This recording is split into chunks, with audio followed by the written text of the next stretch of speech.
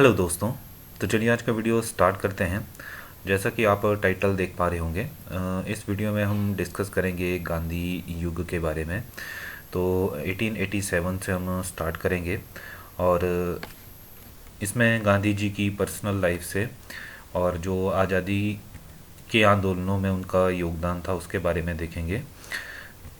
तो चलिए वीडियो को स्टार्ट करते हैं। आप देख देख पा रहे होंगे।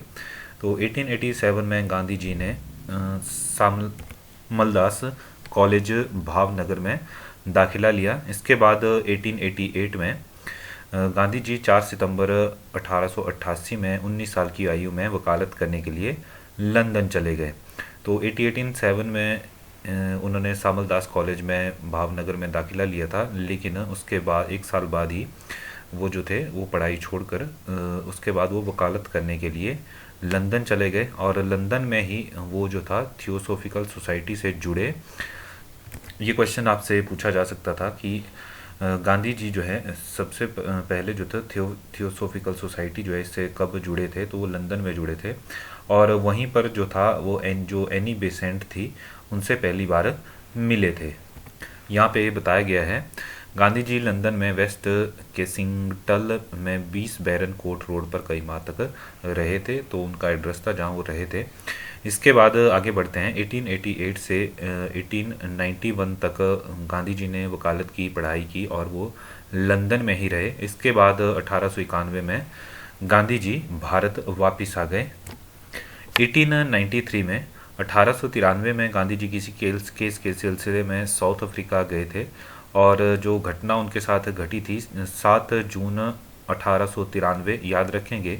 वहाँ पर रंग भेद के चलते जब वो एक ऐसे डिब्बे में चढ़ गए जो कि जिसमें अंग्रेज यात्री ही यात्रा करते थे, तो उनको जो था ट्रेन के डिब्बे से निकाल कर बाहर फेंक दिया गया। तो यहाँ पर आप स्टेशन का नाम भी देख सकते हैं। साउथ अफ्रीका में कौन सा वो स्टेशन था जहाँ पर गांधी जी के साथ ये घटना घटी थी। पीटर मॉरिट्सबर्ग स्टेशन का नाम था। तो महात्मा गांधी जी को ट्रेन के से बाहर फेंका जाने की घटना 7 जून 1893 को दक्षिण अफ्रीका के पीटर मॉरिट्सबर्ग पेरेटोरिया जो शहर था वहाँ पर ये घटना घटी थी। और वो जा कहाँ रहे थे, तो जो जोहान्सबर्ग से डरबन ये जो रेल ट्रेन जा रही थी उसमें वो सवारी कर रहे थे, उस ट्रेन में थे। तो एक अंग्रेज ने उनको जो था उस डिब्बे से बाहर निकाल दिया था कि इसमें सिर्फ अंग्रेज यात्री ही यात्रा कर सकते हैं। तो ये याद रखेंगे, इंपॉर्टेंट है, इससे क्वेश्चन पूछा जाता है। आगे बढ़ते हैं 1894 में। तो 1894 में गांधी जी ने नेटाल इंडियन कांग्रेस, इंग्लिश में देख सकते हैं, हिंदी में यहाँ नेताल हो गया है, तो इंग्लिश में जो लिखा है वो इसका सही प्रोनाउंसिएशन है, नेटाल इंडियन कांग्रेस की स्थापना की। तो कब की थी? 22 अगस्त 1894 को। और ये जो जगह है ये दक्षिण अफ्रीका के नेटाल प्रांत में इन्होंने की थी। इस संगठन की स्थापना जो थी, यह संगठन उस समय के भारतीय समुदाय के हितों की सुरक्षा और संरक्षण के लिए गठित किया गया था। तो ये दक्षिण अफ्रीका में किया था, आप याद रखेंगे। महात्मा गांधी जो उस समय दक्षिण अफ्रीका में रह रहे थे, वो इस जो नेटाल इंडियन कांग्रेस है जिसकी इन्होंने स्थापना की है उसके सचिव यानी सेक्रेटरी जो थे, सहायक सचिव, वो चुने गए थे। बात करें आगे बढ़े तो हम इम्पोर्टेंट जो भी है वो डिस्कस करते हैं इसमें। 1903 यानी 1903 में साउथ अफ्रीका में इंडियन ओपिनियन एक अखबार था। यह अखबार महात्मा गांधी जी द्वारा 1903 से 1915 तक प्रकाशित किया था। तो इससे भी क्वेश्चन पूछा जाता है कि इंडियन ओपिनियन नाम का जो है अखबार है, समाचार पत्र, ये कहाँ पर जो था गांधी जी द्वारा शुरू किया गया था या प्रकाशित किया जाता था। तो याद रखेंगे आप, ये साउथ अफ्रीका में किया जाता था उनके द्वारा और इसका प्रकाशन जो था 1903 से 1915 तक किया गया। यह अखबार दक्षिण अफ्रीका में रहने वाले भारतीय समुदाय की समस्या पर चर्चा करता था और उनके हितों की रक्षा करता था। इसके अलावा आप आगे देख रहे होंगे the Indian opinion and the green pamphlet. तो ये जो था यह एक अंग्रेजी हिंदी द्विभाषिक यानी दोनों भाषाओं में छपने वाला एक अखबार था। ये काफ़ी कम टाइम के लिए उनके द्वारा प्रकाशित किया गया 1913-14 में ही। इसमें वे दक्षिण अफ्रीका में चल रहे अभियान और सत्याग्रह के बारे में लिखते थे। तो आप देख सकते हैं भारत आने से पहले गांधी जी का जो योगदान है वो दक्षिण अफ्रीका में भी काफ़ी रहा है, तो इससे भी क्वेश्चन पूछे जाते हैं। बात करें आपके अलाइड के एग्ज़ाम की, तो उसमें आपसे 10 क्वेश्चन जो हैं गांधी जी पे पूछे जाते हैं, और जो हम ये डिस्कस कर रहे हैं तो 95% तक जो हम ये पढ़ रहे हैं उसी में से क्वेश्चन बनते हैं। जब ये मैं वीडियो बना रहा था तो मैं लास्ट पिछले कुछ 2-3 साल पुराने अलाइड के क्वेश्चन पेपर भी देख रहा था, तो उसी में ये सब जो इसमें जो हमने वीडियो बनाया उसमें 10 के 10 क्वेश्चन जो थे जो हमने इस वीडियो में कवर कर ली है। उसके अलावा आगे जो भी और एग्ज़ाम होंगे उसमें गांधी जी से जो भी क्वेश्चन पूछे जाएंगे उसके लिए भी ये वीडियो काफ़ी हेल्पफुल रहने वाला है। चलिए आगे बढ़ते हैं। 1903 के बाद 1904 की तरफ बढ़ते हैं। तो एक फोनिक्स आश्रम है, फिनिक्स आश्रम आप देख सकते हैं, इसकी स्थापना महात्मा गांधी जी द्वारा 1904 ईस्वी में दक्षिण अफ्रीका के नज़दीक जो है डरबन, यहाँ पे हिंदी में ये दरबारपुर गलत हो गया है, डरबन आप इसको पढ़ेंगे। तो फोनिक्स आश्रम की स्थापना गांधी जी द्वारा 1904 में डरबन में की गई थी। यह आश्रम गांधी जी के सत्याग्रह और अहिंसा के सिद्धांतों पर आधारित था। इसे फिनिक्स के नाम से जाना जाता था, फिनिक्स या फिनिक्स आश्रम, जो इसकी स्थापना स्थल के पास मौजूद फिनिक्स झील के नाम पर रखा गया था। तो आश्रम का नाम, वहाँ पास में एक झील थी डरबन में, वहाँ पर उस झील के नाम पर इस जो आश्रम था इसका नाम रखा गया था। फिनिक्स आश्रम भारतीय आदर्शों, स्वदेशी आंदोलनों के मूल्यों, ग्राम स्वराज्य और आपसी समरसता के प्रचार का केंद्र बन गया था। यहाँ गांधी जी और उनके अनुयायियों ने सामाजिक, आर्थिक और शैक्षणिक प्रयासों का संचालन किया। आश्रम के निवासियों ने खेती, उद्योग, उद्यान और हस्तशिल्प कार्यक्रमों के माध्यम से स्वावलंबिता को प्रमुखता दी। यहाँ गांधी जी ने भीख मांगने से इनकार किया और सर्वधर्म सम्मेलन आदि का आयोजन किया। तो आप देख सकते हैं गांधी जी काफ़ी एक्टिव रहे हैं साउथ अफ्रीका में। 1887 से 1904 तक का हमने इतिहास देख लिया, गांधी जी ने क्या क्या किया। आगे बढ़ते हैं। ये क्वेश्चन भी काफ़ी बार पूछा जाता है, आप पिछले क्वेश्चन पेपर उठा के देख सकते हैं। 1909 में, तो 1909 की बात करें, महात्मा गांधी ने हिंद स्वराज किताब को दक्षिण अफ्रीका में लिखा था। तो हिंद स्वराज जो थी वो महात्मा गांधी द्वारा लिखी गई एक किताब थी। यह किताब उनके लिखे गए एक आदेशिका के रूप में 1909 में प्रकाशित हुई। तो ये किताब उनके द्वारा जो लिखी गई थी, तो इसमें भारतीय स्वराज की मांग और स्वतंत्रता के प्राथमिकताएं पर विचार किए थे। यह किताब पहले गुजराती में लिखी गई थी। तो पहले जो था हिंद स्वराज गुजराती में लिखी गई थी, इसके बाद इसका अंग्रेजी अनुवाद किया गया, और ये एक लघु किताब थी, एक छोटी किताब थी। तो ये गांधी जी ने कहाँ लिखी थी? तो गांधी जी ने इंग्लैंड से दक्षिण अफ्रीका की यात्रा की थी पानी के जहाज में। तो उसी यात्रा के दौरान उन्होंने ये छोटी सी किताब जो थी हिंद स्वराज, इसको लिखा था। ये भी पूछा जाता है कि हिंद स्वराज गांधी जी ने कब लिखी थी? तो इंग्लैंड से दक्षिण अफ्रीका की यात्रा के दौरान पानी के जहाज में इन्होंने ये बुक लिखी थी, लघु पुस्तिका किताब।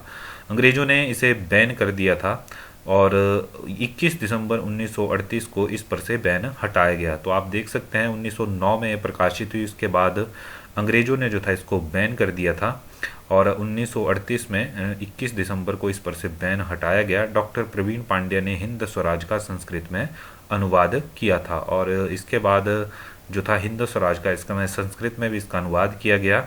जब इस पर से बैन हटा तो इसका जो संस्कृत में अनुवाद है वो डॉक्टर प्रवीण पांडे द्वारा किया गया था। तो जो हम पढ़ रहे हैं काफ़ी इम्पोर्टेंट है, आप 2-3 बार वीडियो देखेंगे तो आपको याद रहेगा।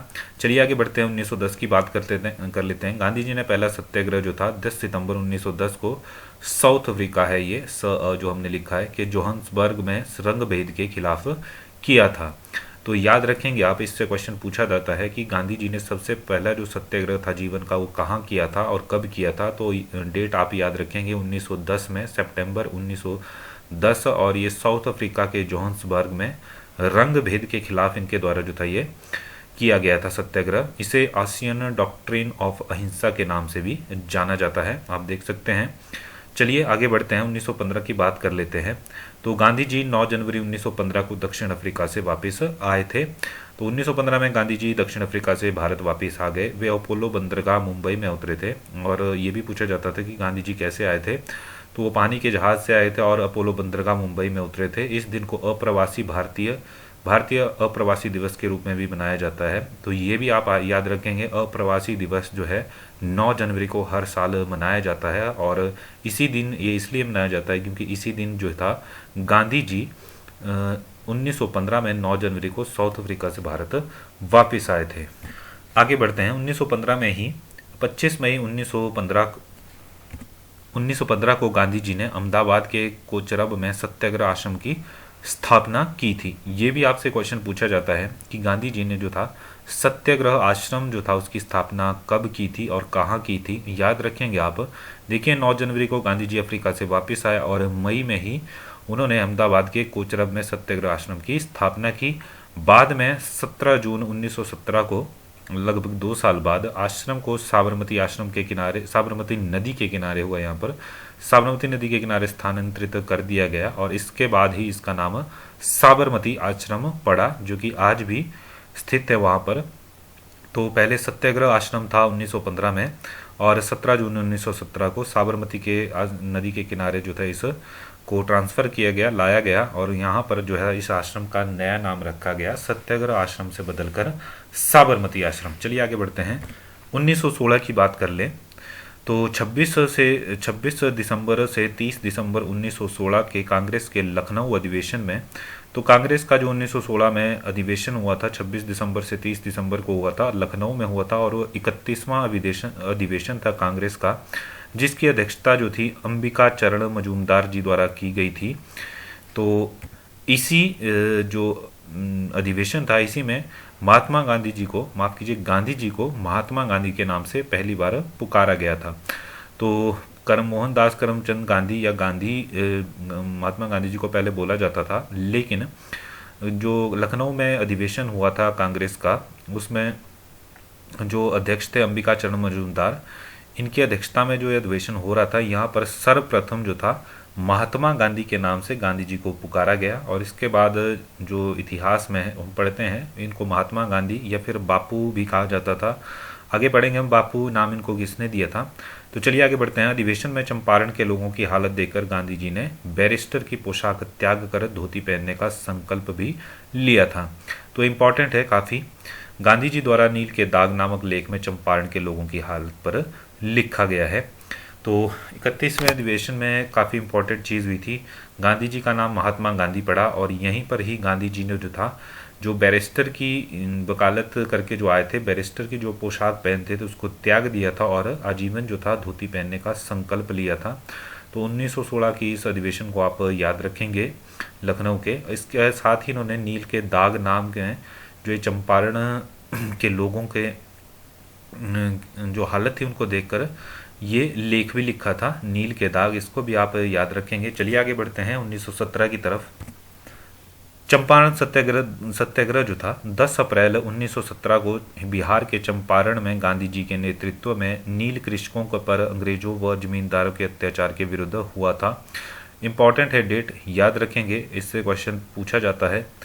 तो 10 अप्रैल 1917 जो था बिहार के चंपारण में गांधी जी के नेतृत्व में जो नील के किसान थे, नील की खेती करते थे, उन पर जो अंग्रेजों और जमींदारों द्वारा जो अत्याचार किए जाते थे उसके विरुद्ध ये इन्होंने सत्याग्रह किया था। गांधी जी 175 दिनों तक आंदोलन के लिए बिहार के चंपारण में रुके थे। उनके नेतृत्व को राष्ट्रीय स्तर पर प्रसिद्ध किया गया। तो ये जो चंपारण सत्याग्रह था उससे जो था उनका एक ओहदा जो था, कद बढ़ गया और वो राष्ट्रीय स्तर पर प्रसिद्ध हुए। और इसको जो है चंपारण सत्याग्रह को गांधी जी का प्रथम सविनय अवज्ञा आंदोलन भी माना जाता है। तो ये भी याद रखेंगे आप, इम्पोर्टेंट है। नेक्स्ट देखते हैं 1918 की बात कर लेते हैं। अहमदाबाद मिल मजदूर आंदोलन 15 मार्च 1918 मजदूरों के साथ 21 दिन की हड़ताल की थी गांधी जी ने और ये इनकी पहली भूख हड़ताल थी। तो प्रथम सविनय अवज्ञा आंदोलन की बात होगी चंपारण में 1917 में, और 1918 में जो अहमदाबाद मिल मजदूर आंदोलन था उसमें 21 दिनों की भूख हड़ताल की थी और इनकी पहली भूख हड़ताल थी।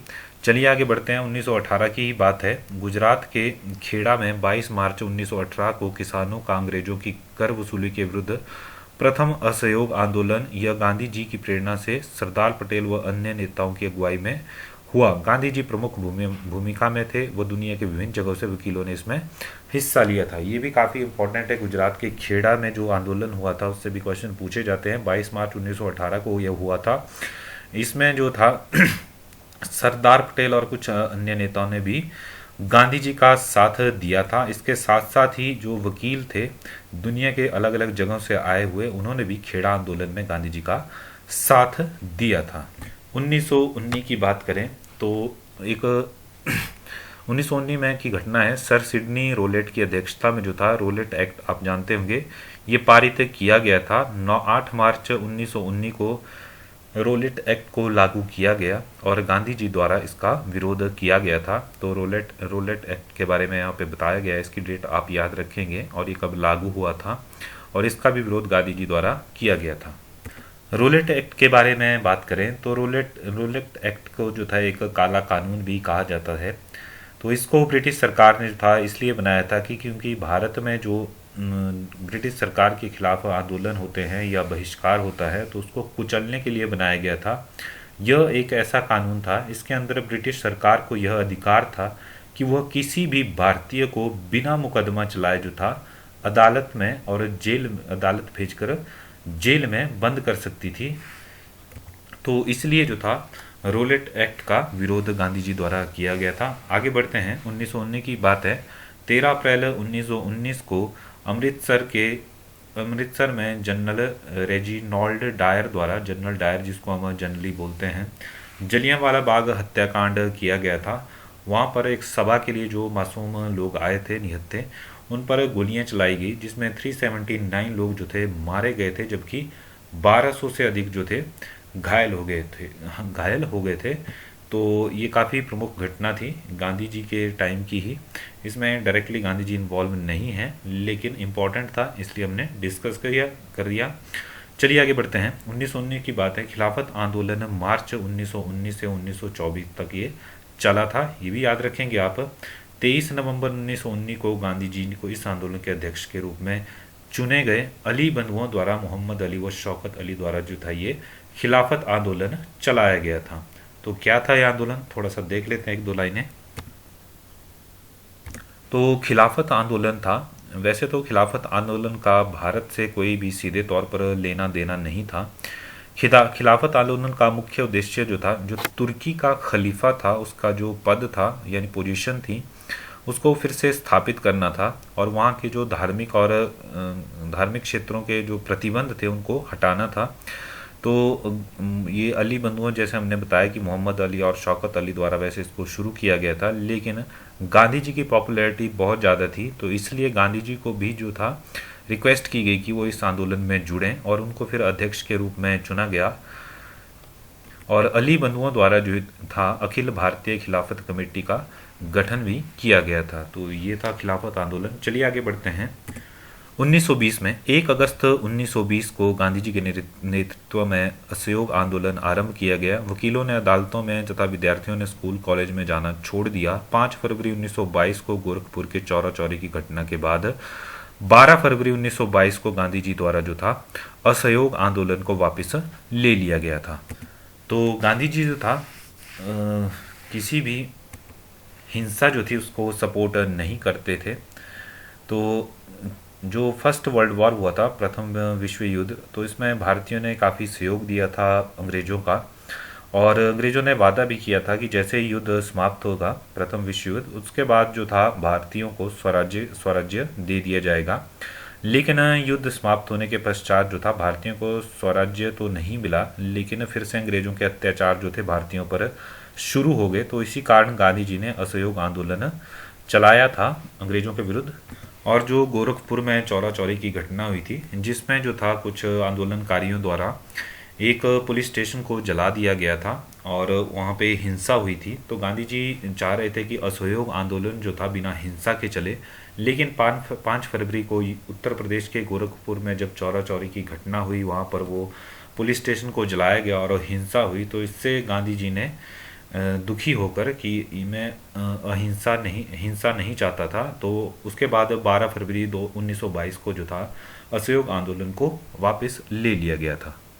आगे बढ़ते हैं। 1923 की बात है। 1 जनवरी 1923 को मोतीलाल नेहरू, वो चित्तरंजन दास जो था, इसके साथ कांग्रेस के अन्य सदस्य जिनमें नरसिंह चितामन केलकर, विट्ठल भाई पटेल और ये जो थे, इन्होंने मिलकर स्वराज पार्टी का गठन किया था। क्वेश्चन पूछा जाता है कि स्वराज पार्टी का गठन सर्वप्रथम किसने किया था?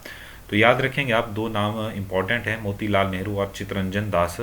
इसके अलावा भी एक दो नाम और नरसिंह चिंतामन केलकर और विट्ठल भाई भी याद रखेंगे। और इसमें मोतीलाल नेहरू जो थे सचिव थे, जबकि चित्तरंजन दास जो थे अध्यक्ष थे स्वराज पार्टी के। जबकि स्वराज पार्टी की मांग जो था दादा भाई नौरोजी द्वारा 1900, माफ कीजिए पार्टी नहीं है, जबकि स्वराज की मांग जो थी दादा भाई नौरोजी द्वारा 1906 में कांग्रेस के कलकत्ता अधिवेशन में सर्वप्रथम उठाई गई थी। दोनों अलग चीज़ें हैं, मैं फिर से एक बार बताता हूँ। स्वराज पार्टी जो थी उसका गठन मोतीलाल नेहरू और चित्तरंजन दास जी द्वारा 1 जनवरी 1923 को किया गया था। तो ये बात यहाँ तक थी।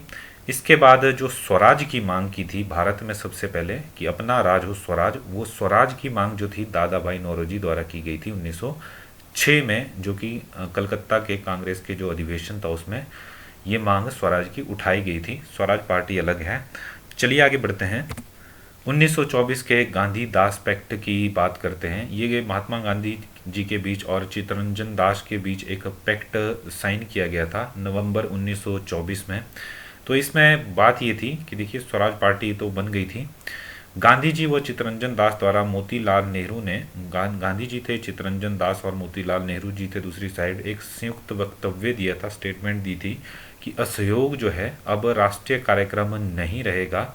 और जो स्वराज पार्टी जो 1 जनवरी 1923 को बनी है, वो कांग्रेस स्वराज बनी है, वो कांग्रेस के नाम और अभिन्न अंग के रूप में कार्य करेगी। तो दास पैक्ट यही था चित्तरंजन दास जी और गांधी जी के बीच कि जो असहयोग है वो एक राष्ट्रीय कार्यक्रम नहीं है अब से। और जो स्वराज पार्टी 1923 में बनाई है चित्तरंजन दास और मोतीलाल नेहरू ने, वो जो है कांग्रेस के नाम से और एक अभिन्न अंग होते हुए कांग्रेस का, कि कांग्रेस की ही एक ब्रांच है के रूप में कार्य करेगी। तो ये था ये गांधी दास पैक्ट 1924 का। चलिए आगे बढ़ते हैं। ये भी 1924 की बात है। तो इसमें बताया गया है कि गांधी जी ने कांग्रेस के साल दिसंबर 1924 के बेलगाम कर्नाटक, जो कि 39वां अधिवेशन था कांग्रेस का, उसमें एक बार अध्यक्षता की थी। तो जितने भी कांग्रेस के अधिवेशन हुए 1885 में दिसंबर में कांग्रेस बनी थी, उससे लेकर 48-9 तक जब भी कांग्रेस के अधिवेशन चले, तो उसमें सिर्फ एकमात्र ही अधिवेशन था जिसकी अध्यक्षता जो थी गांधी जी द्वारा की गई थी। ये क्वेश्चन बहुत इंपॉर्टेंट है और बहुत बार पूछा भी जा चुका है। तो याद रखेंगे कौन सा अधिवेशन था ये था बेलगाम में, जो कि कर्नाटक में पड़ता है। 39वां अधिवेशन था, दिसंबर 1924 में हुआ था और एकमात्र अधिवेशन था जिसमें जो था गांधी जी ने अधिवेशन की अध्यक्षता की थी।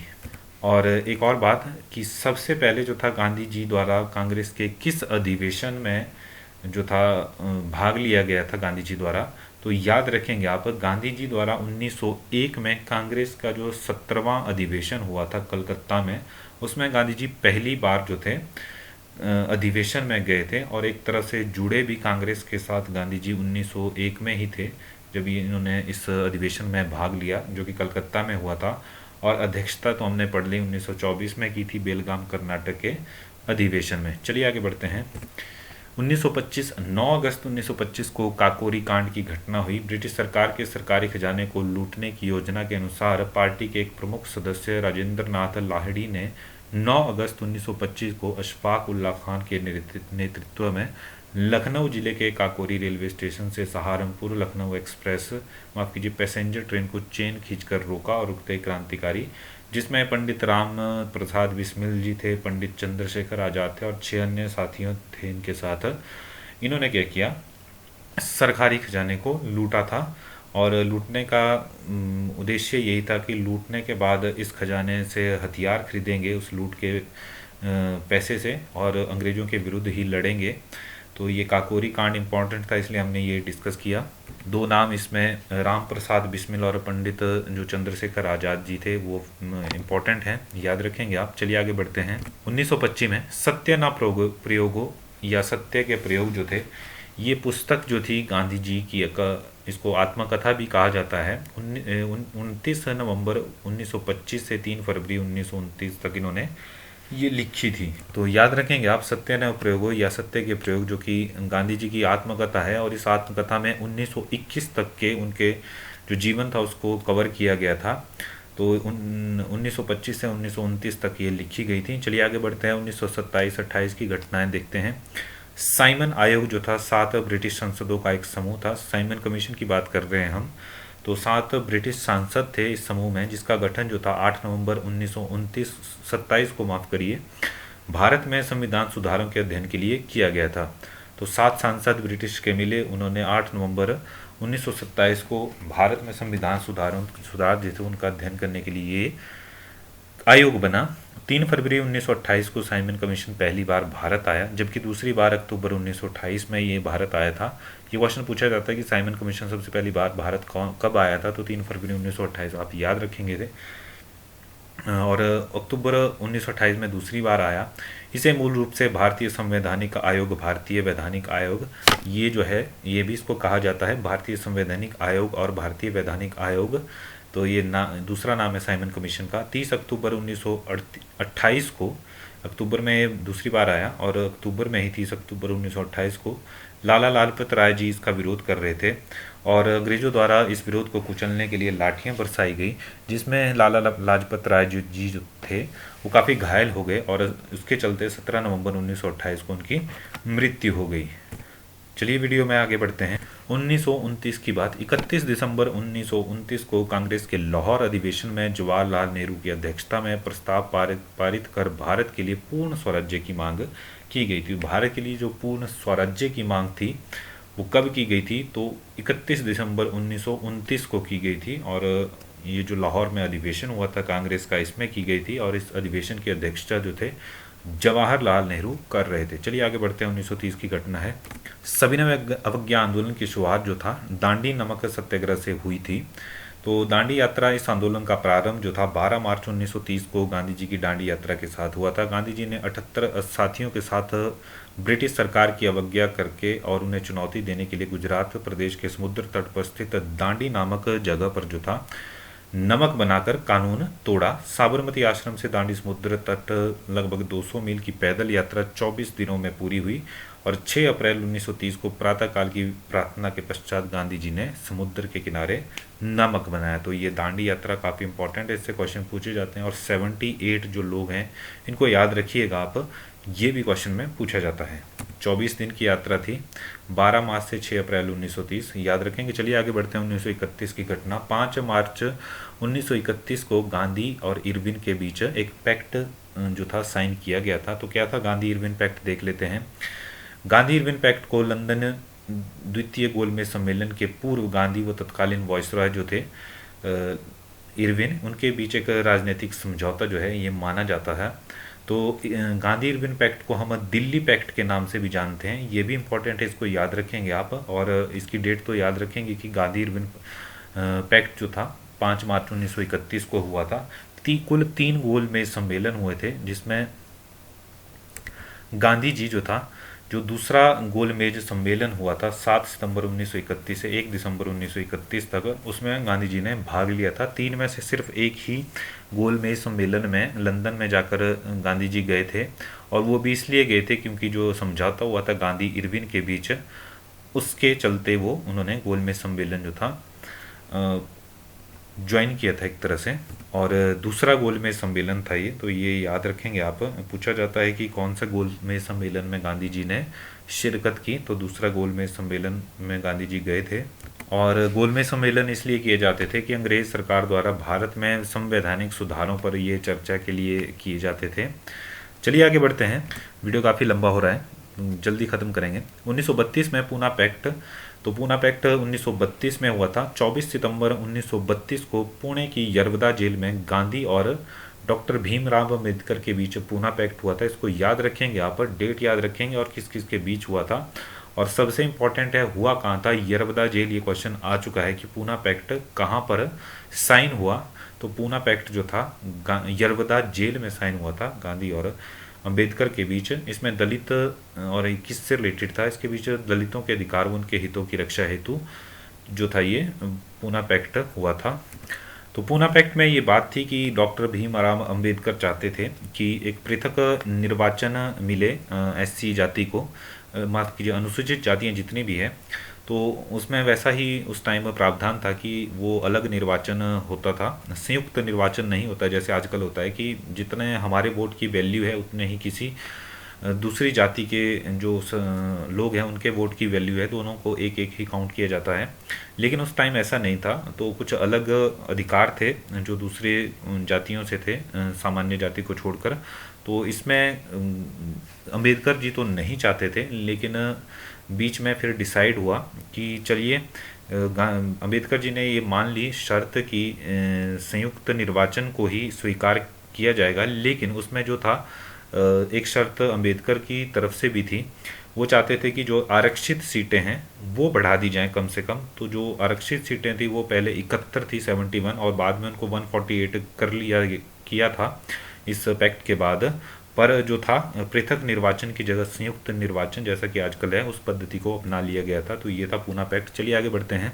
1935 की बात करें तो भारत सरकार अधिनियम आया था अगस्त 1935 में, ब्रिटिश संसद द्वारा पारित किया गया था इसे। यह इसलिए विफल रहा, जो भारतीय सरकार अधिनियम 1935 है वो विफल रहा क्योंकि इसका भारतीय राष्ट्रीय कांग्रेस और मुस्लिम लीग दोनों ने इसका विरोध किया था। इसका विरोध इसलिए हुआ था क्योंकि अधिनियम तो बना दिया गया ब्रिटिश संसद द्वारा, लेकिन इसमें जो था जो पॉलिटिकल पार्टी एक तरह से करेंगे भारतीय राष्ट्रीय कांग्रेस जो थी उसकी भागीदारी ली ही नहीं गई। लेकिन मतलब जिस देश के लिए ये अधिनियम बन रहा था वहाँ से कोई था ही नहीं डिस्कशन के लिए, ब्रिटिश संसद ने इसको खुद ही बनाया, खुद ही पारित कर दिया, इसलिए इसका विरोध हुआ था। चलिए आगे बढ़ते हैं। 1940 में की बात कर लेते हैं। व्यक्तिगत सत्याग्रह चला था जिसे हम दिल्ली चलो के नारे से भी जानते हैं। तो 1940 में गांधी जी द्वारा आरंभ किया गया था व्यक्तिगत सत्याग्रह। इस सत्याग्रह में गांधी जी द्वारा चुनी हुई सत्याग्रही जो था पूर्व निर्धारित समय पर स्थान पर भाषण देकर अपनी गिरफ्तारी देते थे। तो इसमें ऐसा था, व्यक्तिगत सत्याग्रह या दिल्ली चलो इसलिए कहा जाता था क्योंकि पहले ही प्री डिफाइंड होता था कि कौन सा जो नेता है या जो भी है गांधी जी चयन करते थे सत्याग्रही का कि आप इस स्थान पर जाएंगे, भाषण देंगे और अंग्रेजों को अपनी गिरफ्तारी देंगे। तो ये काफ़ी लंबे समय तक चला था। यह सत्याग्रह तत्कालीन वायसराय लॉर्ड लिनलिथगो द्वारा बिना किसी राजनीतिक दल के परामर्श के भारत की द्वितीय विश्व युद्ध में भागीदारी की घोषणा के विरुद्ध था। इसमें ऐसा हुआ था, प्रथम विश्व युद्ध में अंग्रेज जो थे भारतीयों को बेवकूफ़ बना चुके थे, ना स्वराज दिया, ऊपर से अत्याचार और बढ़ गए। तो दूसरे विश्व युद्ध में भारत जो था अंग्रेजों की तरफ से नहीं लड़ना चाहता था, लेकिन जो उस टाइम के वॉइसरॉय थे लॉर्ड लिनलिथगो, ये आप देख रहे होंगे, इन्होंने क्या किया था कि अनाउंस कर दिया कि भारत जो है अंग्रेजों की तरफ से दूसरे विश्व युद्ध में लड़ेगा। तो इसके कारण जो था व्यक्तिगत सत्याग्रह इसके विरुद्ध चलाया गया था गांधी जी द्वारा, जिसमें सत्याग्रही जो था हमने देखा अपनी गिरफ्तारी देते थे। चलिए आगे बढ़ते हैं। 1940 की घटना है। 22-23 मार्च 1940 को मुस्लिम लीग के जो लाहौर अधिवेशन हुआ था, मुस्लिम लीग का जो लाहौर अधिवेशन था जिसकी अध्यक्षता जो थे मोहम्मद अली जिन्ना कर रहे थे, तो उसमें ही सबसे पहले जो था एक अलग मुस्लिम राष्ट्र जिसे पाकिस्तान नाम दिया जाए ऐसी मांग उठी थी। तो सबसे पहले पाकिस्तान बनने की मांग कब उठी थी? तो मुस्लिम लीग का 22-23 मार्च को जो लाहौर में अधिवेशन हुआ था मोहम्मद अली जिन्ना में, उसमें ये मांग थी। ये क्वेश्चन आ सकता है, इंपॉर्टेंट है। चलिए आगे बढ़ते हैं। 1942 में क्या हुआ था? मार्च 1942 में ब्रिटिश सरकार द्वारा भेजा गया मिशन जिसका उद्देश्य द्वितीय विश्व युद्ध में भारत का सहयोग प्राप्त करना था। गांधी जी ने क्रिस्प प्रस्तावों को विफल बैंक पर पोस्ट डेटेड चेक के रूप में वर्णित किया। आप देख सकते हैं व्यक्तिगत सत्याग्रह चलाया गांधी जी ने क्योंकि नाराज़ थे कि भारत जो है ब्रिटिश की तरफ से सेकेंड वर्ल्ड वॉर में नहीं जाएगा। तो इसलिए जो था 1942 में मार्च में ब्रिटिश सरकार ने क्या किया, क्रिप्स मिशन जो था वो भारत भेजा। तो क्रिप्स मिशन का काम यही था कि भारतीयों से सहयोग प्राप्त किया जाए दूसरे विश्व युद्ध में। तो जो भी क्रिप्स ने प्रस्ताव दिए, जो वहाँ पे क्रिप्स मिशन था, तो उस पर काफ़ी कुछ खास ध्यान नहीं दिया भारतीय नेताओं ने, और गांधी जी ने तक तो ये भी कह दिया था कि जो क्रिप्स प्रस्ताव हैं वो विफल बैंक पर पोस्ट डेटेड चेक के रूप में हैं, कि एक ऐसा बैंक है जिसका पोस्ट डेटेड चेक निकला है लेकिन ये किसी काम का नहीं है।